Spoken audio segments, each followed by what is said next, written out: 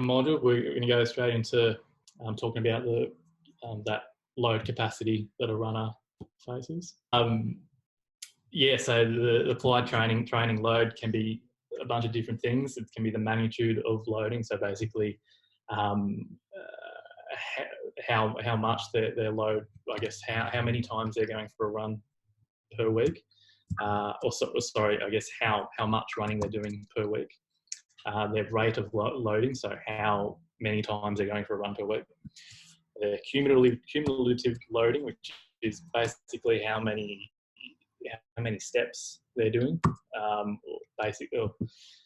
With each step that they're making, they're taking a load, so that cumulative load of so long runs, I guess, and their frequency, which is running per time per week. So that's on one side. If we can have, when their training load becomes too high against their current capacity, which is their ability to adapt and tolerate that load that they're getting applied, they face possible injury. So these factors that we want to increase are the tissue health and quality, the tissue turnover rate, so their rate of adaptation to running, and a whole bunch of others down there. So yeah, as we've just been saying, applied training load is greater than their current capacity, and that's where they get injury. So another little thing that I thought was pretty cool, injuries tend to peak around 3 to 6 times after that initial training error. So you might have, example, in this kind of climate, start going for 5K runs after doing nothing all year. And you might be okay in that first run, but it won't be until a couple of weeks later where you actually get that injury. And you can see a nice little infographic here where we're progressively overloading the applied training load throughout the week, with a little increase for 3 weeks and then a little decrease in that 4th week, just to let our body sort of catch up to that adaptation. You look over here when we're doing nothing and then straight into big long runs or quick fast runs, you might not get in that injury in that first initial increase, but it'll be a couple of weeks later. So you're not out of the woods, I guess, yet. Just try and... Can I just jump in? And I'll just ask the group, does anyone seen these sort of patterns with runners and seen a link between how they train and load, and maybe have a story where you might have had an input? Anyone out there? And Nick, I'll just throw you under the bus because I know you've treated a few runners. Have you had any experiences with training load? And I just found that graph really interesting. I think you might have some insight that might be able to help us. Yeah, no, there's so we treat a heap of runners, and we do see a lot of these sort of injuries. So we've got like a lot of semi-professional and very active runners that still get load injuries because they'll want to push for like a faster marathon time or a faster half marathon time, and then they just sort of go crazy, and then a couple of weeks into their training they'll start getting like little niggles. They ignore them and they just get worse. But we also see a lot of novice runners that just started off that feel fine. They generally do look up some like programs on the internet, like how do I start for a 5K run, and they sort of do that the first 1 or 2 weeks, and then they feel fine and they're like, oh, this is really easy, I'll just skip a couple of weeks, and then they'll like skip from week 2 to 5, and then that goes great for like the next 2 weeks, and then in week 7 or 8 they start getting injuries, their knee starts hurting or something else starts hurting, and then they just sort of like shimmer off and stop running, and then they end up with us. So do you think there's no real progressive loading in what they're doing?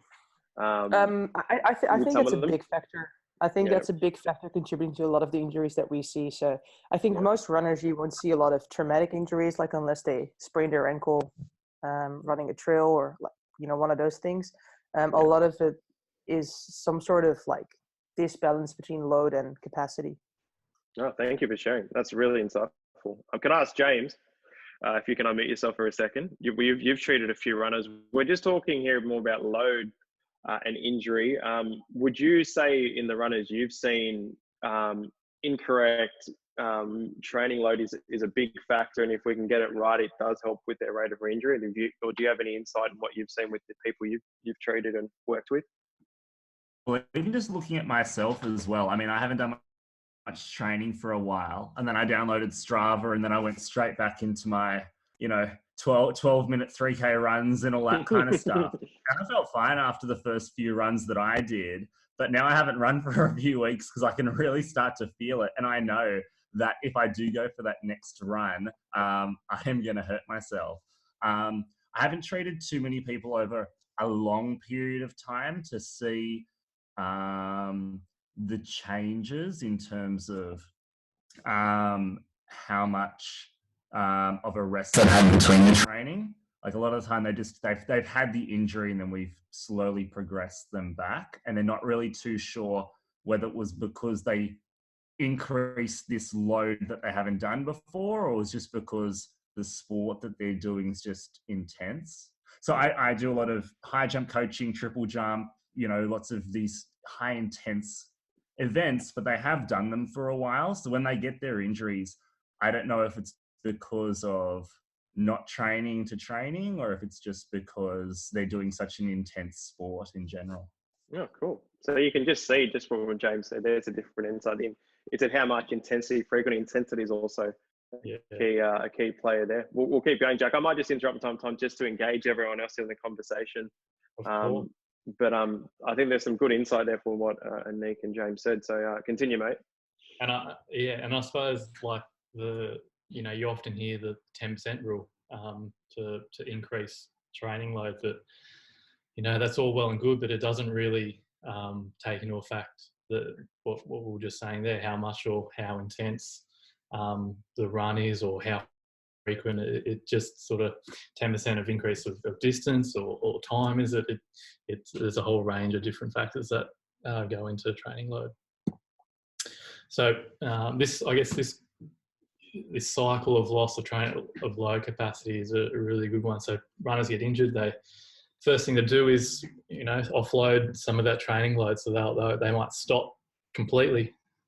Let's say, for instance, stop running completely, so their applied training load comes right down underneath their capacity, which is good. But as time goes on, if they're still doing nothing, their capacity will come back down to meet the load that they're putting on. So when they go back, they get out of pain because of that. A whole bunch of psychosocial issues. They might have pressure from teammates, from their mates in general, or they just think, oh, look, I was running 5-10K when I got injured. I'm all better now. I can go back into there, and their training capacity is right down below. But then they get that big jump up, they're back at square one with another injury. So it's this vicious cycle that you need to sort of really educate runners, especially when they get that first injury. Yeah, and I will jump in again here, and I might engage. I'm going to engage all of you because it's fun to talk. Nat, can you unmute yourself for a sec? What are your thoughts? I love this picture because I think we all agree that pain and injury are on a continuum, aren't they? So the dysfunction happens, but pain might be the end scale of that. Have you seen this with the people you've worked with, and do you have any thoughts about that continuum with load capacity? You're asking me? Yeah.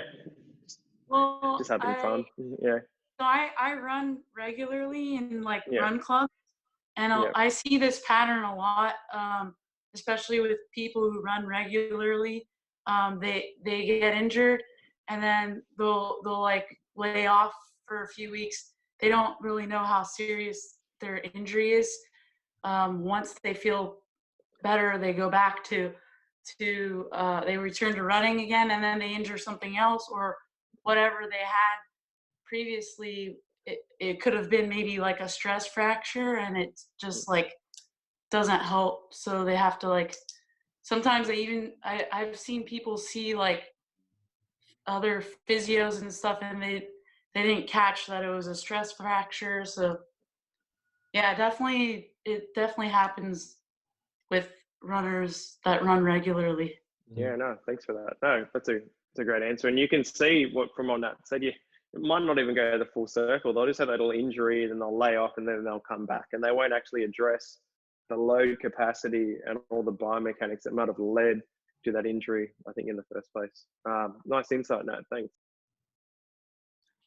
Yeah, I think it's that education factor that's really key here, because runners they're pretty stubborn. They just want to get back out get back out on the track as fast as possible. But it's that education that's going to help stop this cycle. I have a question though. Yeah. So what you're saying is that when the capacity goes back down with their injury, are you saying that they should start at that baseline they have at that current moment and then build up slowly again? Yeah, so it's a depending on the injury, I guess they want to slowly bring the load down, so it's not just a big jump to nothing.